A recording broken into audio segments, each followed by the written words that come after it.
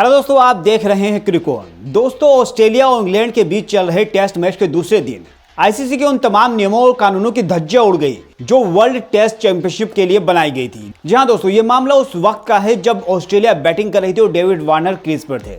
गेंदबाजी कर रहे थे इंग्लैंड के गेंदबाज बेन स्टोक्स। और हुआ यह कि बेन स्टोक्स ने अपने शुरुआती 5 ओवरों में ही 14 नो बॉल डाल दी, लेकिन ये किसी को मालूम ही नहीं था। ये तब मालूम हुआ और तब मामला सुर्खियों में आया जब डेविड वार्नर क्लीन बोल्ड हो गए और बेन स्टोक्स जश्न मनाने लगे। लेकिन जब बेन स्टोक्स की गेंद को चेक किया गया तो बेन स्टोक्स का पैर लाइन से बाहर था और बॉल नो बॉल करार दी गई। लेकिन उसके बाद जब बाकी गेंदों को भी चेक किया गया तो पता चला कि बेन स्टोक्स ने जो बॉल कराई थी जिस पे डेविड वार्नर बोल्ड हुए थे, उससे पहले की 3 बॉल भी नो बॉल थी। यानी आप अंदाजा लगा सकते हैं कि 3 बॉलें बोल्ड होने से पहले भी नो बॉल थी। लेकिन फील्ड एम्पायर और थर्ड एम्पायर में से किसी ने भी इस पर ध्यान नहीं दिया। और इसी को देखते हुए जब बेन स्टोक्स के सारे ओवर चेक किए गए तो मालूम पड़ा कि बेन स्टोक्स ने 5 ओवरों में ही 14 नो बॉल डाल दी है और थर्ड एम्पायर और फील्ड एम्पायर का इस ओर कोई ध्यान ही नहीं था। दोस्तों, आपको बता दें कि नए नियम के मुताबिक ये थर्ड एम्पायर की जिम्मेदारी होती है कि वो हर बॉल को चेक करे।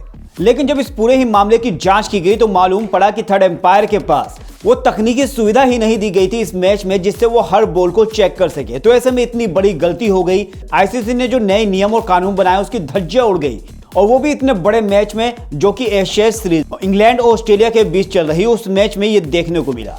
और दोस्तों, अगर बेन स्टोक्स को पहले ही मालूम हो जाता कि उनकी पिछली 3 बॉलें भी नो बॉल थी जिस पर डेविड वार्नर क्लीन बोल्ड हुए, उससे पहले की जो 3 बॉलें थी वो भी नो बॉल थी, अगर उनको मालूम हो जाता तो शायद डेविड वार्नर आउट हो सकते थे।